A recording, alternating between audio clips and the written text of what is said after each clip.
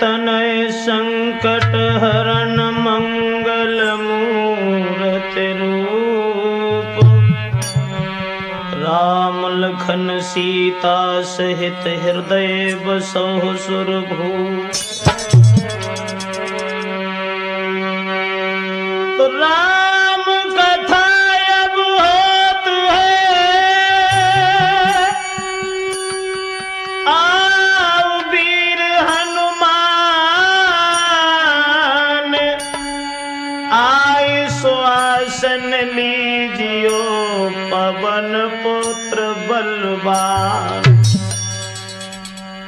आदरणीय सभी श्रोता बंधु, ये रामायण का प्रसंग जो हम आप लोगों के समक्ष लेके चल रहे हैं कि किस तरह से कैकेयी नंदन भरत भगवान मर्यादा पुरुषोत्तम श्री राम से मिलने के लिए चित्रकूट में गए थे। जिस समय राम का विवाह हुआ उसके 11 साल तक तो सब लोग घर में ही रहे हैं। उसके बाद में भरत शत्रुघ्न ननिहाल के लिए चले जाते हैं और जब भरत और शत्रुघ्न ननिहाल के लिए चले गए उसके 1 साल 3 महीना बाद राम के राज तिलक की तैयारियां हुई थी। लगत बैसाख छठ वाले दिन भगवान श्री राम अयोध्या को त्याग करने के बाद पिता की आज्ञा को सिरोधारण किया है और चले जाते हैं। भरत और शत्रुघ्न जब लौट करके आए हैं, उन्होंने जब देखा मां कैकेयी और पिता दशरथ की ओर निहार करके बड़े ही दुखी हुए। उनका अंतिम संस्कार करने के बाद में और जब बैठे हुए रो रहे थे व्याकुल भैया राम की याद में, तब वशिष्ठ समझा करके कहने लगे, भरत सोच पिता का मत कीजिए, क्योंकि सोच दशरथ का करना भी ठीक नहीं है। ऐसे राजा न हुए और न भविष्य में हो सकते हैं। सोच करने के लायक तो कोई और ही होते हैं। उन्होंने बताया, तुलसीदास ने जो रामायण में लिखा, वशिष्ठ कहने लगे, भरत सोची अभी प्रजो वेद विहीना और तज निज धर्म विरूप नहीं नीना।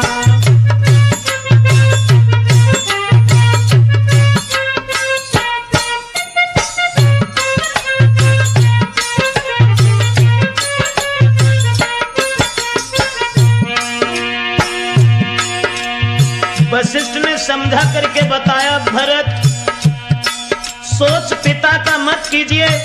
सोच करने के लायक तो वो ब्राह्मण हैं जो वेद विहीन हैं और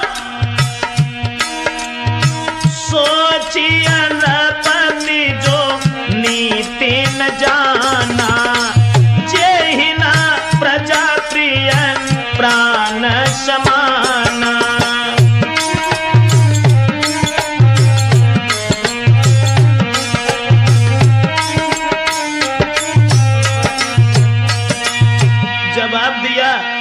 वशिष्ठ ने कि देखो भरत, सोच करने के लायक तो वो हैं जो ब्राह्मण होते हुए वेद से विहीन हैं और जो राजा होते हुए नीति नहीं जानते हैं, जिन्हें अपनी प्रजा प्राणों से प्रिय नहीं है, वो सोच करने के लायक हैं। और बताया जो वैसे धनवान होने के बाद कंजूस हैं, वो सोच करने के लायक हैं।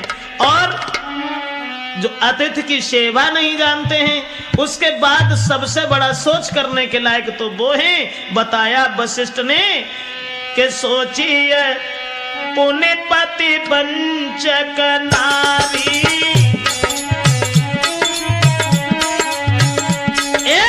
सोचिए पुण्यपति वंचक नारी, कुटिल कलह प्रिय इच्छाचारी।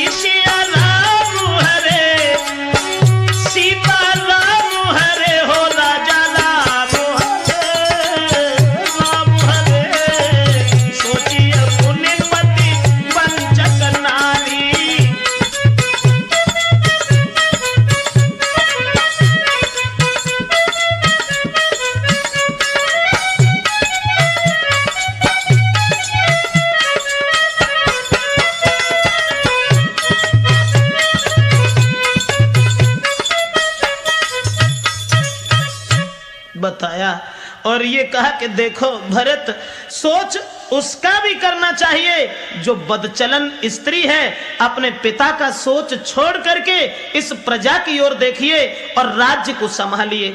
इतने वचन सुनने के बाद में भरत आंखों में आंसू लेकर के कहने लगे, गुरुदेव माफ करना, ये राज्य का लालच हमें मत दीजिए, इस राज्य को दूर रखिए, क्योंकि मैं नहीं चाहता बड़ा बनूं और रहने दो छोटा ही मुझको।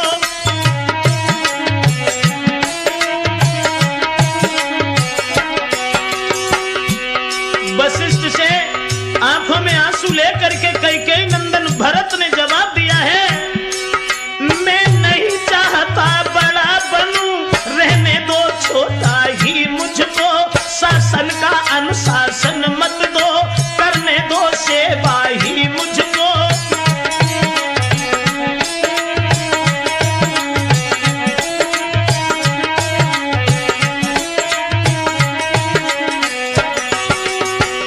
जवाब दिया है, गुरुदेव हमें माफ करना, मैं नहीं चाहता हूं कि बड़ा बनूं, मुझे छोटा पद ही स्वीकार है, नहीं चाहिए मुझे राज्य, नहीं चाहिए अयोध्या। स्वामी उसका बनना अच्छा जो स्वामी पद के समुचित है, सेवक का स्वामी बनना तो अनुचित ही नहीं कलंकित है।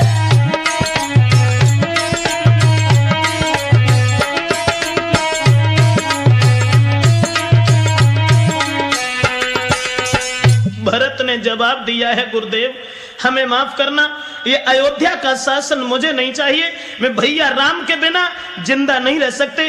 कैकेयी मां ने जो हमारे साथ किया है वो अच्छा नहीं किया, हमें राज्य का लालच मत दीजिए। इतने वचन जब कहे हैं, वशिष्ठ कहने लगे, भरत माता की आज्ञा का उल्लंघन करना एक अधर्म है, माता की आज्ञा का पालन अगर नहीं किया तो वो पाप तुम्हें लग जाता है। इतने वचन जब सुने हैं, कैकेयी तब तक वहां बीच में आ पहुंची।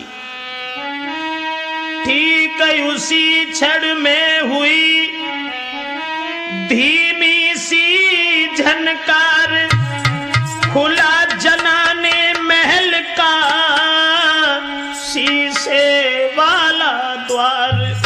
देखा भरत ने कि वो शीशे वाला द्वार जो खुला है,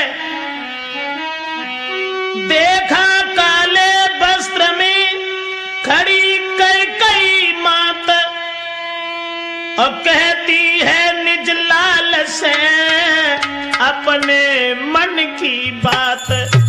कैकेयी दोनों नेत्रों से जिस समय वहां अपने पुत्र को देख करके काले वस्त्रों में जो खड़ी थी, कहने लगी, बेटा कि मैं सहमत हूं, मैं राजी हूं। अगर तुम इस बात को कहते हो कि शासन हम नहीं करेंगे, तो राम से मिलने के लिए अगर तुम्हारा इरादा है तो मैं सहमत हूं, मैं राजी हूं और कहती हूं अभी उठो बेटा।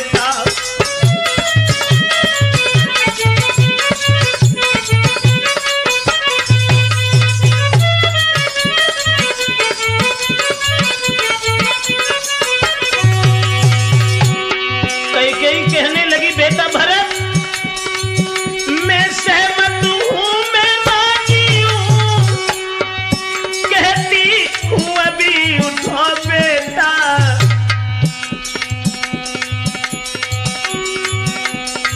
मुझ कलंकिनी के माथे का सारा कलंक धो बेटा।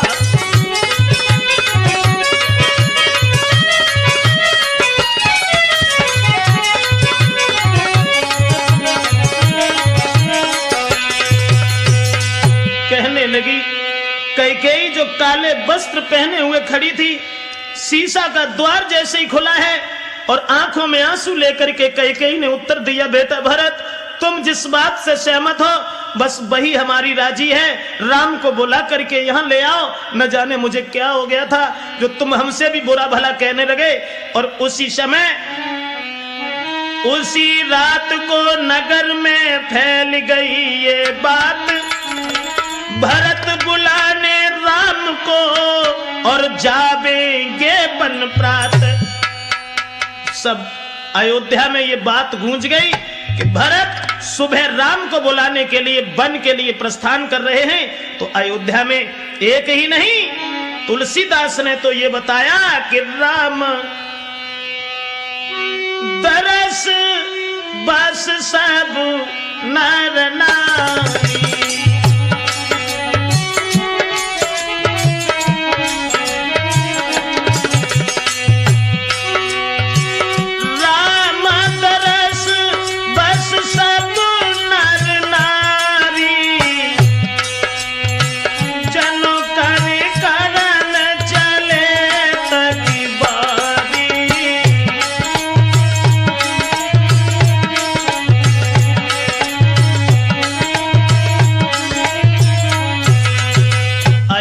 के सब नर नारी हर्षित हुए। और प्रभु राम से मिलने के लिए भरत जब तैयार हुए हैं, रथ हाथी घोड़ा सजवाए गए, लेकिन भरत पैदल ही पैदल आगे बढ़े हैं। और जब पैदल आगे बढ़े हैं, लिखा तुलसीदास ने,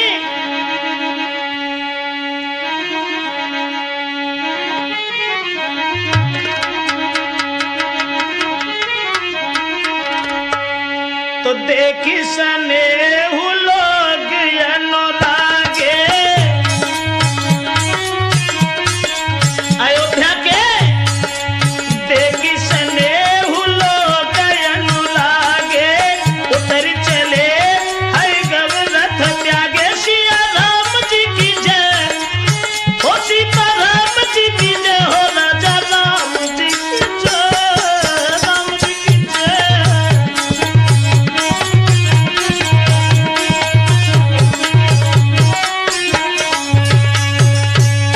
रथ हाथी घोड़ा सजवा करके एक नहीं हजारों भगवान श्री राम के दर्शन करने की इच्छा लेकर के आगे को जब बढ़े हैं। और जब भरत पैदल ही पैदल चले हैं, तो सुमित्रा, कौशल्या, कैकेयी जब भरत के पीछे पीछे चली हैं पालकी में बैठ करके, भरत पैदल जा रहे हैं, तो कौशल्या ने भरत से एक बात कही।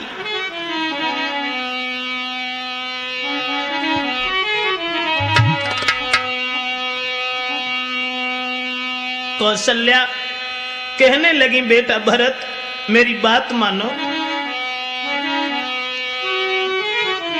अगर तुम रथ छोड़ करके पैदल चलोगे, प्रजा का कोई भी प्राणी रथ पर नहीं जाएगा।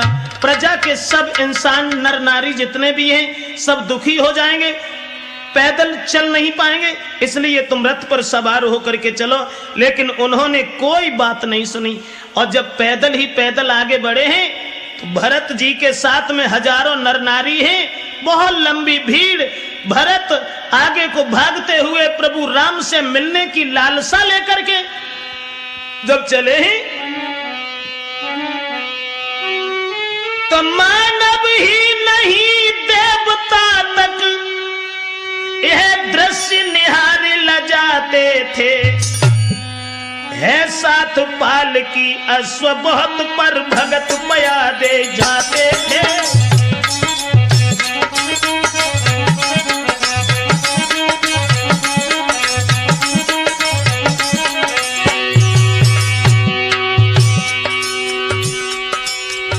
मनुष्य ही नहीं देवता तक देख रहे हैं उस दृश्य को, जो भरत पैदल ही पैदल भगवान श्री राम से मिलने जा रहे हैं।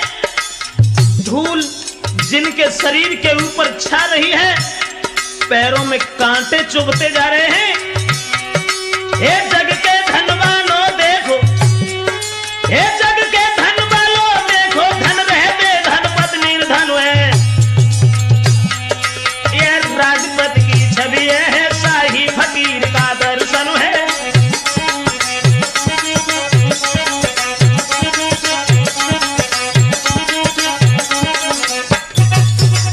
जिस समय देवता प्रशंसा कर रहे हैं और सोच रहे हैं कि एक धनवान जिसके पीछे पूरा राज्य है, आज वही भाई श्री राम से मिलने के लिए इतने उत्सुक हैं जो पैदल ही पैदल भागते हुए जा रहे हैं। जिस समय भगवान श्री राम गए थे जंगल की ओर, तो वन यात्रा में चले थे जिस प्रकार रघुवीर, त्यों ही ये पहले दिवस ठहरे तमसा तीर। जैसे भगवान श्री राम पहली बार रुके हुए थे, उसी स्थान पर भरत रुके हैं। आगे फिर चल कर किया उसी जगह विश्राम, श्रृंगबेरपुर में जहां ठहरे थे श्री राम। श्रृंगबेरपुर में जाकर के भरत वहीं रुके हैं जहां भगवान श्री राम रुके थे। लेकिन निषाद ने जब ये देखा कि भरत अन्याय करने जा रहे हैं, भगवान श्री राम को वनवास देने के बाद में और उन्हीं से युद्ध करने की तैयारियों में भरत राम के ऊपर ये अन्याय जताने जा रहे हैं, तो निषाद ने देर नहीं की राम की मदद के लिए और भरत से युद्ध करने के लिए आगे के लिए बढ़ चले हैं। तो लिखा गोस्वामी जी ने कि सुमिर राम पद पंकज पनहि, और भाथी बांध चढ़ाई नधन नहीं।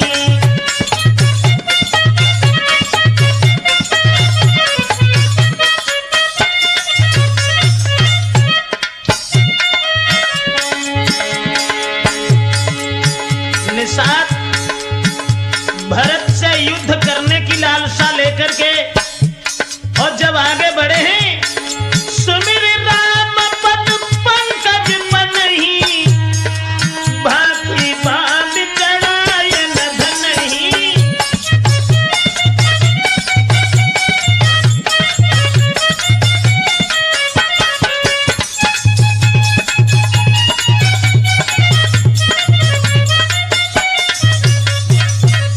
जिस समय भरत से युद्ध करने के लिए निषाद आगे को बढ़े हैं, लेकिन जब भरत की पूरी बात उन्होंने समझ ली है कि भरत भैया श्री राम से मिलने के लिए इतने उत्सुक हैं, जो नंगे पैरों भागते चले जा रहे हैं, जिनके पैरों में कांटे चुभे हुए हैं, रक्त बह रहा है, उनकी दशा देख करके निषाद ने क्षमा मांगी और निषाद भी उन्हीं के साथ हो लिए भगवान श्री राम से मिलने के लिए।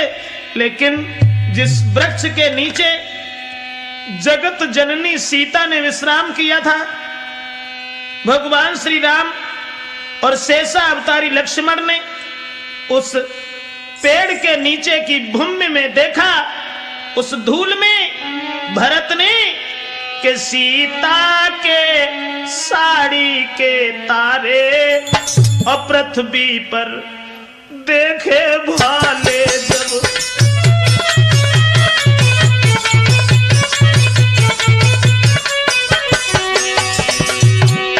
भरत ने जानकी सीता जी के साड़ी के जो तार थे, सीता के साड़ी के तारे पृथ्वी पर देखे भाले जब।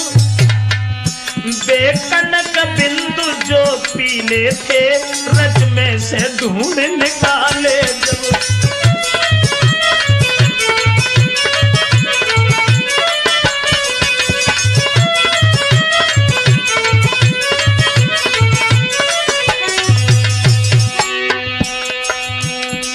कितनी लालसा थी भैया भरत के दिल में। सीता भाभी के जो सोने के पीले से तारे थे, जो साड़ी से छूट करके जमीन में गिर पड़े थे, उस धूल से ढूंढ ढूंढ करके निकालने लगे। सोचने लगे अपने हृदय में, तब दशा हुई जैसी मन की, वो कथन में नहीं आती है। वो सितारे निहार करके तब दशा हुई जैसी मन की, वो कथन में नहीं आती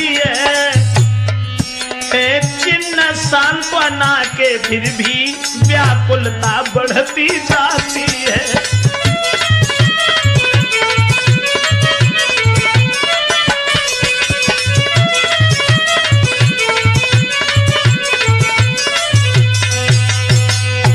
जिस समय सीता जी के सितार निहारे हैं, चिन्ह तो सांत्वना के थे, तसल्ली के थे, लेकिन उन्हें देख करके भरत व्याकुल हो उठे, मन में विचार करने लगे कि सीता इस कड़ी भूमि पर लेटी नहीं, मेरी मां ने अच्छा नहीं किया, अच्छा नहीं किया।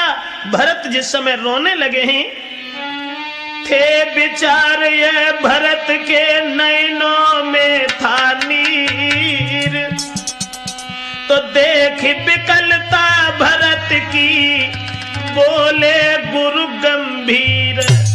गुरु वशिष्ठ ने हाथ पकड़ा और जवाब दिया, देखो भरत, तुम अगर रोने लगे तो प्रजा के लोग क्या करेंगे, इसलिए तुम तसल्ली रखो। भगवान श्री राम से मिलने के लिए चल रहे हैं।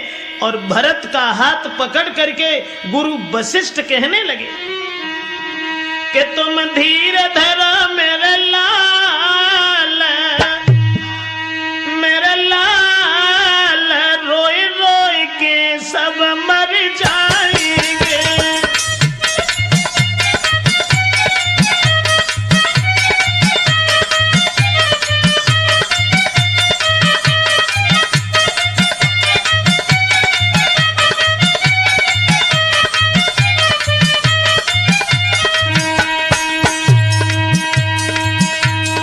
भरत को पुचकार करके गुरु वशिष्ठ ने कहा कि बेटा भरत, तुम तसल्ली रखो, अगर तुम अधीर हो गए तो प्रजा के लोग जी नहीं पाएंगे। तुम धीर धरो जी मेरे लाल, मेरे लाल, रोए रोए के सब मर जाएंगे।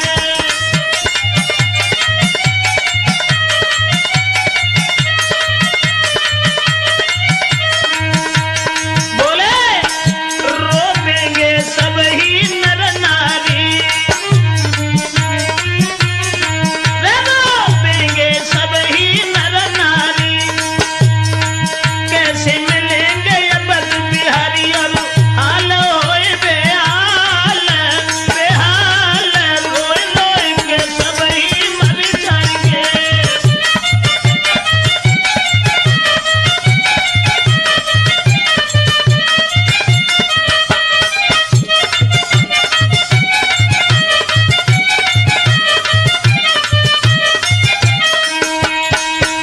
इसलिए वशिष्ठ कहने लगे, भरत तुम रो ना, अरे धर के धीरज बड़ो नारी,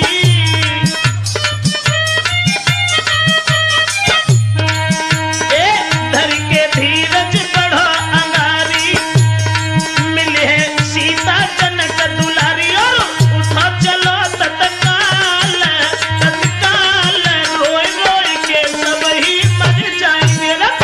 धीरज धरो मेरे लाल,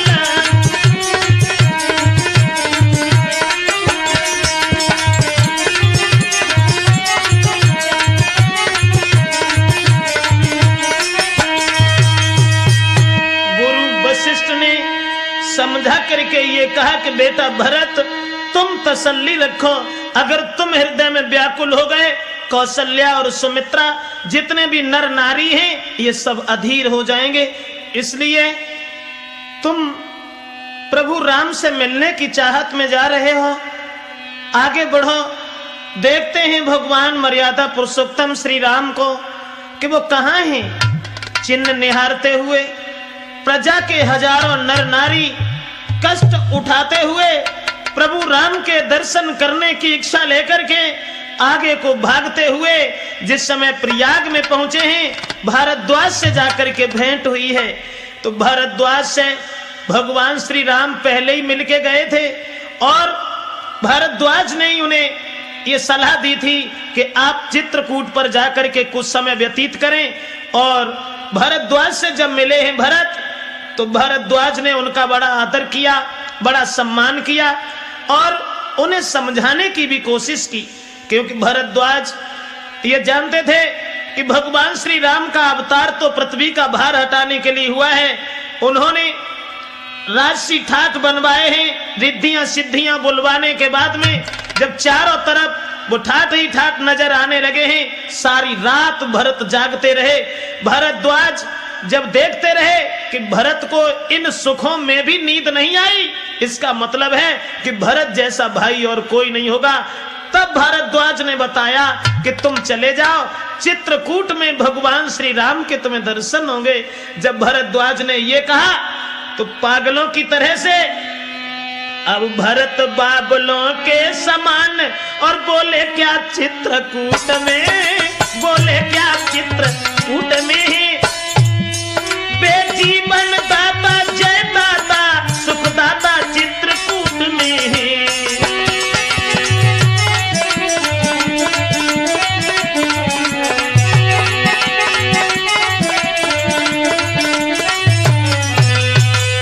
भारद्वाज ने जब ये संकेत किया है कि अगर भगवान श्री राम के दर्शन तुम्हें करने हैं तो चित्रकूट में चले जाओ, इतने वचन सुनने के बाद बड़े व्याकुल हो गए।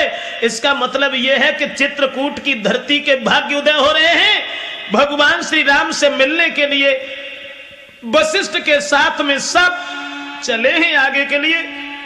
और इधर जहां चित्रकूट में श्री राम मौजूद थे, उन्होंने एक स्वप्न देखा और सीता ने भी एक सपना देखा। उसके बाद राम रजनी अब से जागे सिया सपन मन देखा।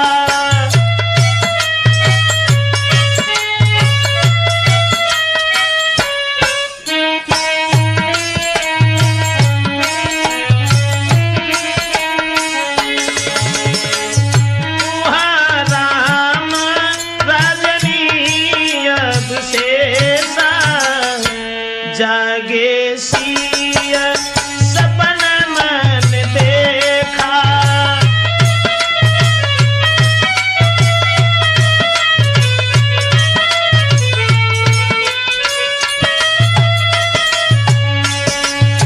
भगवान श्री राम ने एक सपना जब देखा, उस सपने को लक्ष्मण से कहा और जवाब दिया, भैया सपन ये ठीक न होई, कठिन कुचाख सुना बही कोई।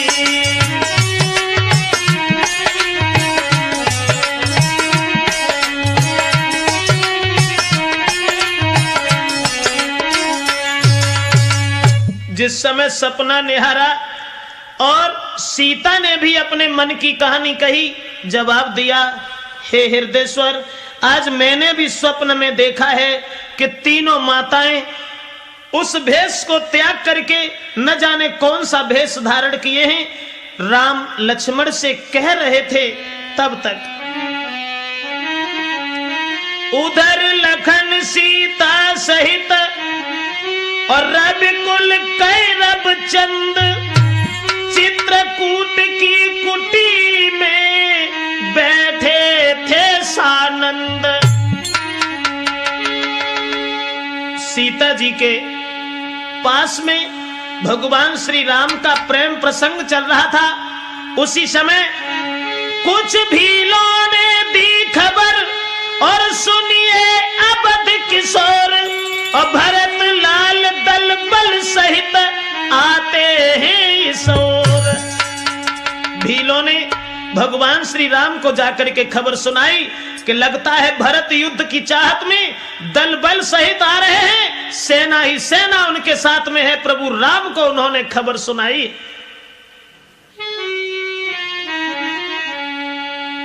और कहा कि महाराज 100-200 नहीं हजारों ही और साथी हैं भरत लाल जी के।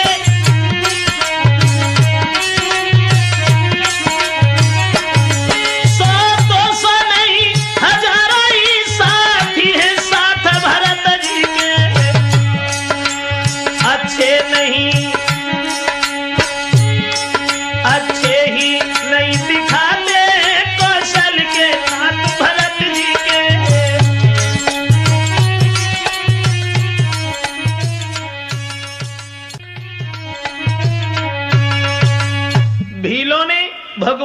राम को आकर के बताया कि लगता है भरत सेना साथ लेकर के इस चित्रकूट पर चढ़ाई करने के लिए आ रहे हैं। आहा, जो ये वचन सुने लक्ष्मण ने धनुष उठा लिया और जवाब दिया, भैया राम, हे भाई शीघ्र ही आज्ञा दो, अब भाई को अब समझूंगा मैं।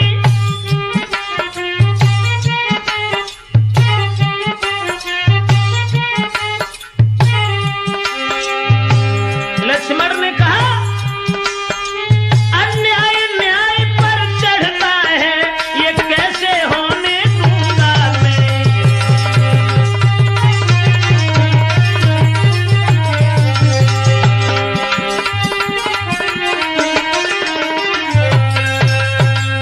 जवाब दिया लक्ष्मण ने कि भैया आज ये अन्याय न्याय के ऊपर चढ़ रहा है, इसलिए हम भरत को जिंदा नहीं छोड़ेंगे।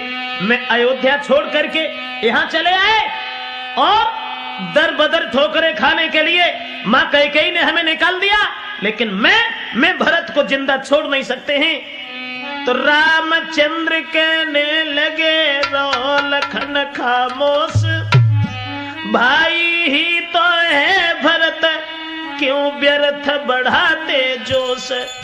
भगवान श्री राम ने कहा कि लक्ष्मण, अरे तसल्ली रखा करो, भैया भरत जैसा कोई भाई नहीं है। इतने वचन सुनने के बाद लक्ष्मण कहने लगे, भाई कैसा भाई? भाई भाई कैसा भाई? भाई तब था जब निर्मल था, भाई तब था जब निर्मल था, है आस्तीन का सामने आज जो कभी भुजाओं का बल था।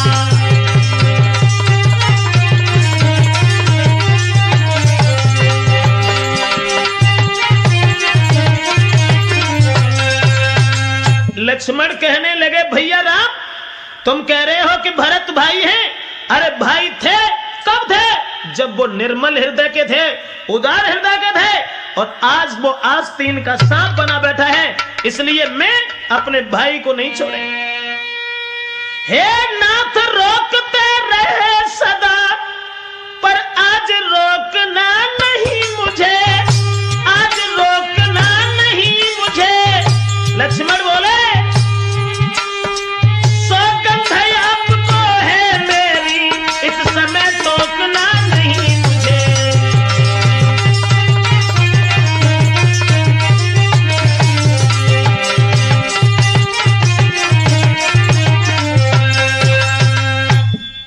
दोस्तों, जैसे ही लक्ष्मण को क्रोध बढ़ा और जवाब दिया, भैया आज तुम हमें नहीं रोकोगे, आज तुम्हें हमारी सौगंध है, आज हम भरत को जिंदा नहीं छोड़ेंगे। उसी समय प्रभु राम समझाने की चेष्टा करते हैं, लेकिन लक्ष्मण के समझ में कोई बात नहीं आई।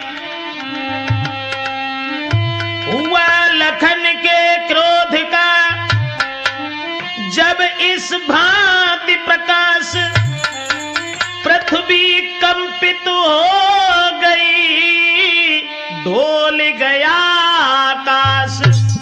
जिस समय भगवान श्री राम ने समझाने की कोशिश की और ये कहा कि देखो भरत भाई है, इसलिए लक्ष्मण क्रोध करना ठीक नहीं है। भरत होई न राज मृदु, विधि हरि हर पद पाई, कब ऊन को जी सी करनी, क्षीर सिंधु बिन साही। इसलिए भैया तुम्हें नहीं मालूम, लखन तुम्हारे शपथ पीतुआना, सोची सब धुनी भरत समाना।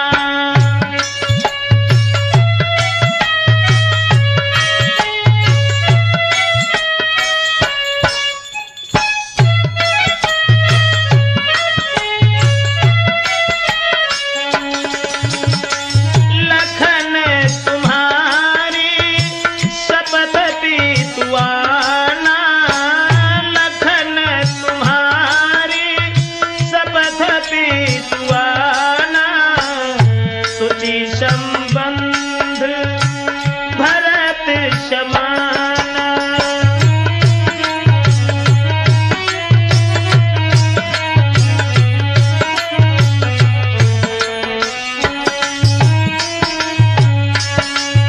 जवाब दिया राम ने कि लक्ष्मण परेशान मत हो जाओ, भरत भैया जैसा कोई भाई नहीं होगा, आने दो, भरत को आने दो।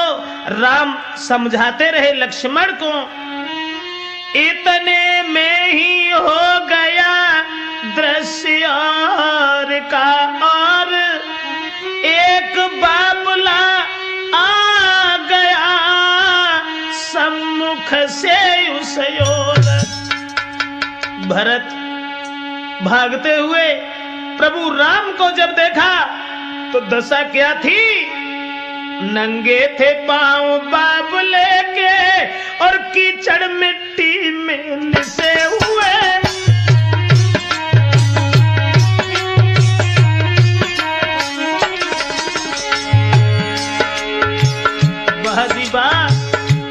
भगवान श्री राम से मिलने के लिए क्या दशा थी भरत भैया की? नंगे थे पांव बाबुले के कीचड़ मिट्टी में लिसे हुए। कुछ कुछ बह रहा रक्त भी था, कांटे भी थे चुभे हुए।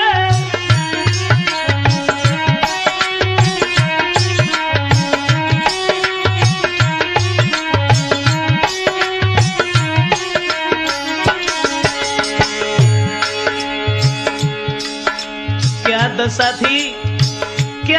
थी भरत की? नंगे पैरों भागते चले जा रहे थे, पैरों से खून बह रहा था।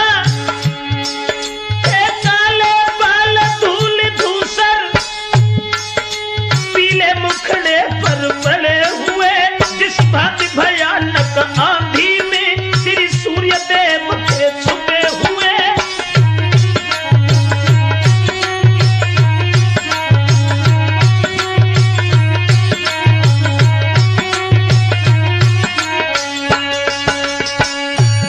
देखा भगवान श्री राम ने नंगे पैरों भरत भागते चले आ रहे थे, बालों में धूल लगी हुई है और राम की ओर निहार करके भरत बढ़ते चले गए। लेकिन राम ने भैया भरत की जब ये दशा देखी तो राम भागे और जब राम भरत की ओर दौड़े हैं दोस्तों, वह व्याकुलता थी पढ़ने की। धनु कहीं कहीं पर तीर गिरा। भगवान श्री राम जब भागे अपने शरीर तक का ध्यान नहीं रहा, वो व्याकुल था पढ़ने की। धनु कहीं कहीं पर तीर गिरा, धनु कहीं कहीं पर तीर गिरा। महिपल तरकश के साथ साथ वह मुनियों वाला तीर गिरा।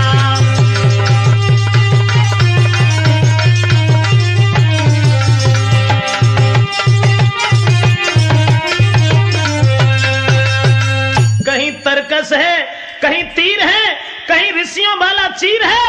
भगवान श्री राम सब कुछ भूल गए और भरत की ओर जब दौड़े हैं, उधर से भरत पैर छूने के लिए भाग रहे हैं, लेकिन राम ये सोच रहे हैं कि हमारे पैरों पर गिरने से पहले भरत को मैं अपनी बाहों में भर ले। आखिर रघुबर की विजय हुई और हाथों में उठा लिया उनको।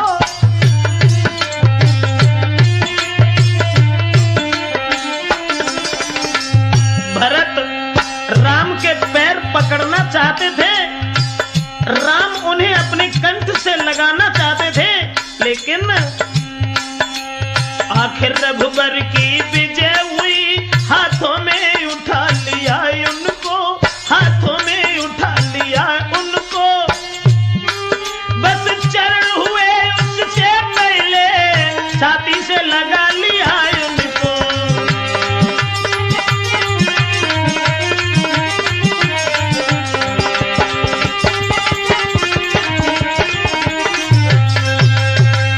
जिस समय भगवान श्री राम बड़े हैं, और भरत भैया को बाहों में भर लिया, छाती से लगा लिया। सोचने लगे कि भरत जब हमारे पैर छुए उससे पहले ही हम भरत को बाहों में ले लें। भगवान श्री राम की ही विजय हुई, भरत को बाहों में भर लिया। लिखा, तुलसीदास ने लिखा कि मिलन प्रीति के में जाए वखानी। भगवान श्री राम और भरत मिलन प्रीति की में जाए बखानी। कभी कुल अगम करम मन बानी। सिया राम जी की जय, सीता राम जी की जय हो, राजा राम जी की जय, राम जी की जय।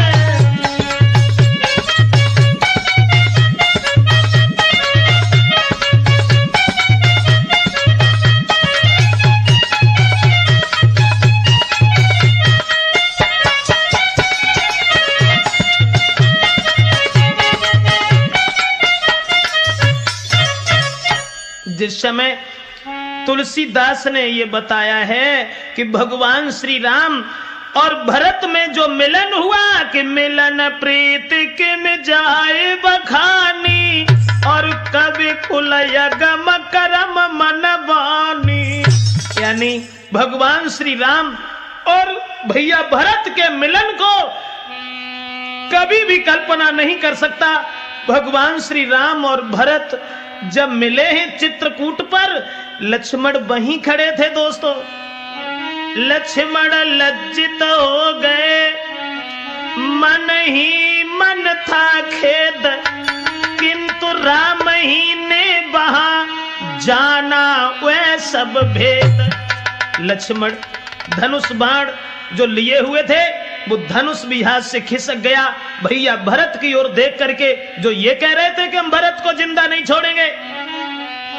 हटे राम तब लखन ने छुए भरत के पाए। हटे राम तब लखन ने छुए भरत के पाए। साथ साथ वह धनुष भी गिरा, छूटी उस ठाव। जिस समय राम ने भरत से मिलने के बाद में हट नहीं पाए, लक्ष्मण ने भरत का सम्मान किया। उनके पैर छूने के बाद में कंठ गदगद हो गया। सीता जी की ओर बाबले भरत भागे हैं। जानकी जी ने भरत को जब आते हुए देखा, उसी क्षण के सीता ने भी गदगद होकर और हाथों पर उठा भरत जी को।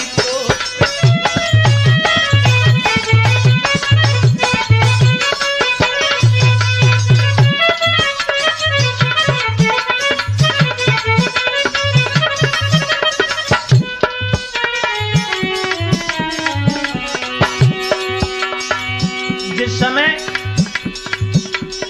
सीता की ओर भरत बढ़े हैं, सीता ने भी गदगद होकर हाथों पर उठा भरत जी को। आशीष के प्यारे वचनों से आनंदित किया भरत जी को।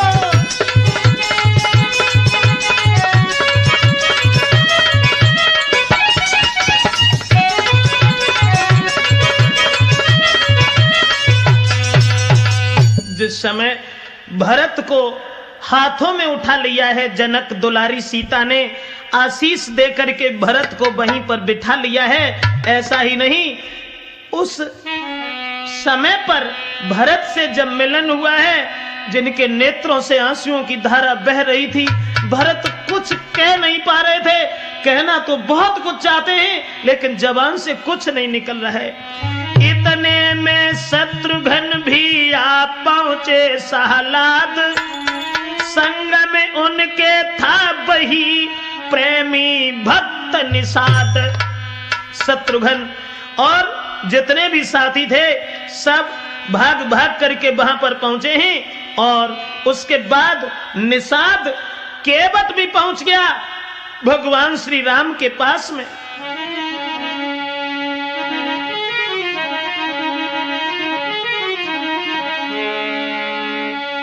इतना आनंद था वहां पर कि सानुज भरत उमगी अनुरागा और धरि सिर सीय पद्म परागा।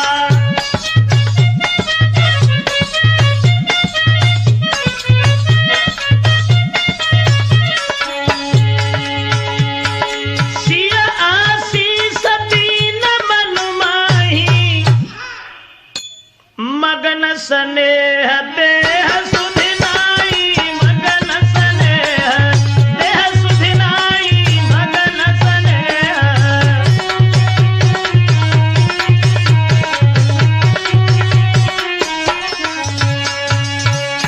जिस समय भरत और शत्रुघ्न सीता के पैरों में लेट गए हैं, सर झुका करके प्रणाम करते हैं, सीता उन्हें आशीर्वाद देती हैं, तब तक कौशल्या, सुमित्रा, कैकेयी वो भी वहां पहुंच गई। तो सीता ने जब अपनी सासों को आते हुए देखा है, वहां बड़ी मगन थी। सीता ने सासों के पैरों पर और जीवन को धन्य समझती हैं, और सासें उछाह की सासें ले कुछ न्यूछा वर्षा करती हैं।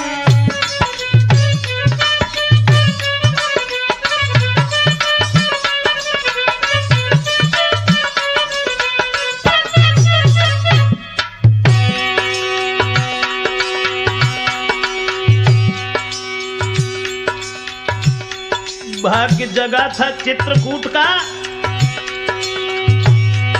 सीता सासों के पैरों पर जीवन को धन्य समझती हैं।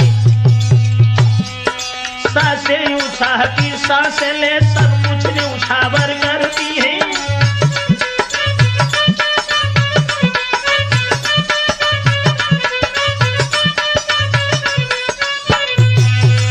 जिस समय जगत जननी सीता कौशल्या, सुमित्रा, कैकेयी से मिलती हैं और वो आशीर्वाद देती हैं सीता को, उसी समय चित्रकूट में वो आनंद था कि अयोध्या भी लज्जित होने लगी। ऐसा ही नहीं, चित्रकूट में जब हुआ ऐसा सुखद मिलाप, अवधपुरी लज्जित भई, उधर आप ही आप। मानो विधि के हाथ है सदा जीत और हार, वन बिहार में आज ही पुर से अधिक बहार। बताया कि भगवान श्री राम के मिलन से वहां अयोध्या भी लज्जित हो गई। जो आनंद चित्रकूट में मिला, उसके बाद गुरु वशिष्ठ और जितने भी संत महात्मा वहां मौजूद थे, इस ओर वशिष्ठ सहित ब्राह्मण और ऋषियों के दर्शनीय दल,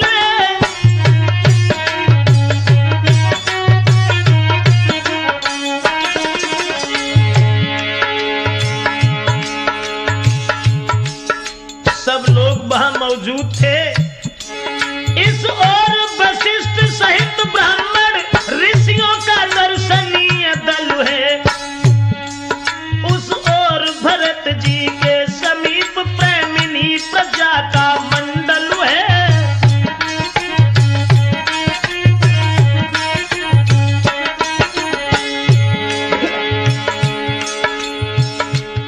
क्या था विधि का विधान?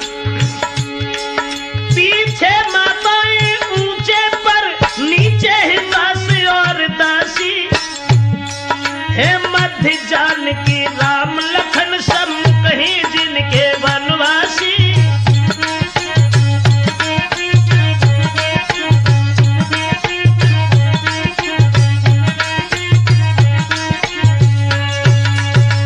जिस समय सब लोग आनंद प्राप्त कर रहे हैं, भगवान श्री राम से मिलने के बाद में जब वहां पर बैठे हुए थे, भरत भैया की दशा निहार करके प्रभु राम के नेत्रों से आंसू छलक आए। सोचने लगे कि हमारे भैया भरत की क्या दशा है। और तब तक कुछ और नजर में आया। क्या नजर में आया?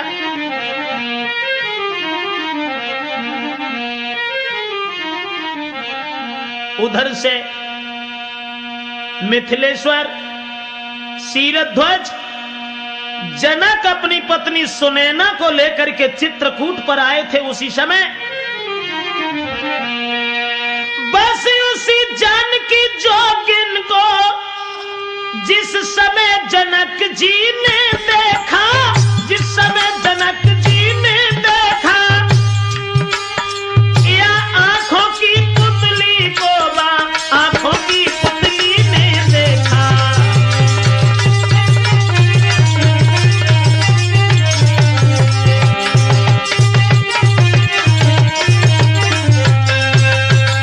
जनक सुनैना को लेकर के चित्रकूट पर पहुंचे हैं।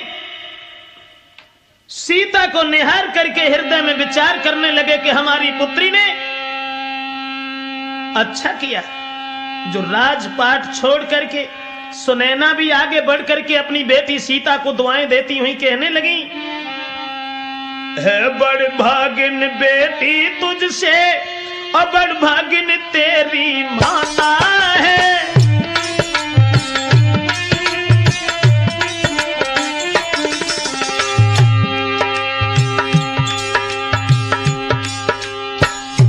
सुनैना ने सीता को सांत्वना देते हुए अपनी गोद में बिठाल करके कहने लगी, बेटी है बड़ भागिन बेटी तुझसे, बड़ भागिन तेरी माता है। उत्तम संतान एक हो तो सारा कुल धन्य कहाता है।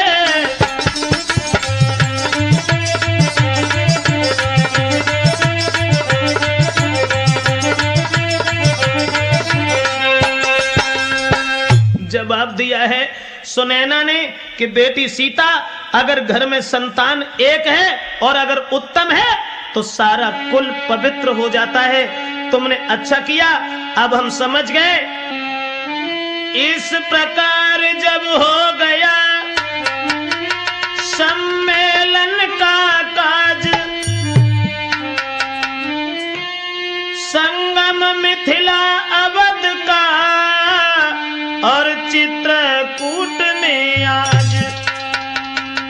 वहां अयोध्या और मिथिलापुरी का जो संगम हुआ चित्रकूट में, सब लोग बड़े मगन थे।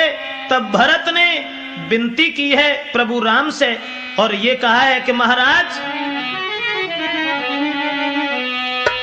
अपना राज्य संभालिए, कि जैसे भी हो लौटिए अवध और इतनी सी तेरे भिखारी की।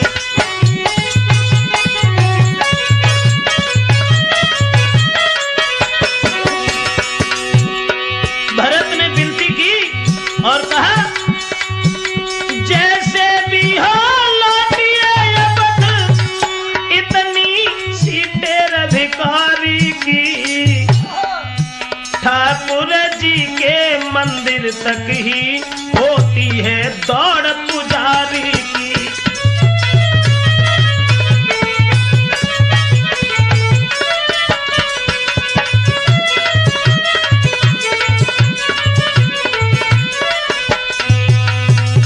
जवाब दिया है कि भैया अपना शासन संभालिए, प्रजा के लोग सब तुम्हारे बिना दुखी हैं। प्रजा अयोध्या की परेशान है, उन्हें तसल्ली दीजिए। हम ये राज्य नहीं करेंगे, न में बड़े बन करके जीना चाहेंगे। तब भगवान श्री राम ने कहा कि माफ करना भरत, हम राज्य को छोड़ करके चले आए हैं, इसलिए अब दोबारा अयोध्या में नहीं जाएंगे। तब तक कुछ और देखा। कोलाहल तत्क्षण हुआ, यह क्या है बात, और रोते रोते हो गई मूर्छित मझली मात। कैकेयी जब मूर्छित होकर के गिर पड़ी, उसी समय ज्यों त्यों आई होश में और देखे सम्मुख राम, तो लागी छाती से लगाए हे मेरे सुख धाम। प्रभु राम को छाती से लगा करके कैकेयी रोने लगी और कहने लगी, कौशल्या ये राम तुम्हारा लड़का नहीं है, ये राम आज से मेरा बालक है। जिस राम को मैंने कभी सुख से सोने नहीं दिया, मैं इतनी दुराचारणी, इतनी अभागी बन गई जो प्रभु राम को वनवास दे दिया। इसलिए कौशल्या, कौशल्या तेरा राम नहीं, ये तो मेरा ही बेटा है।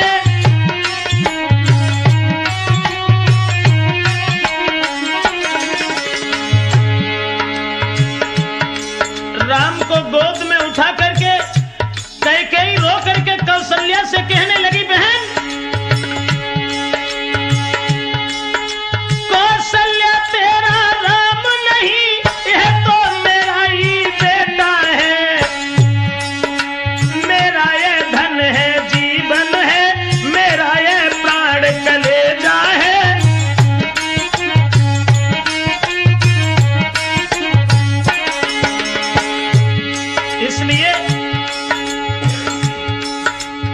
इसलिए मंथरा राण की संगत से हाँ मैंने क्या उत्पात किया, अपने ही हाथों से अपने बेटे पर वज्राघात किया।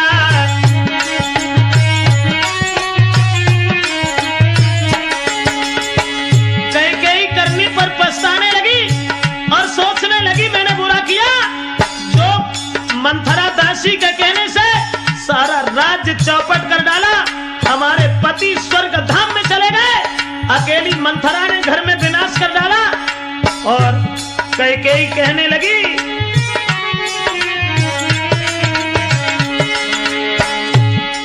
हे दुनिया की बहनों सीखो, हे दुनिया की बहनों सीखो, ओछे को मुंह न लगाना तुम, हे बहू बेटियों नीचों की संगत में फंस जाना मत तुम।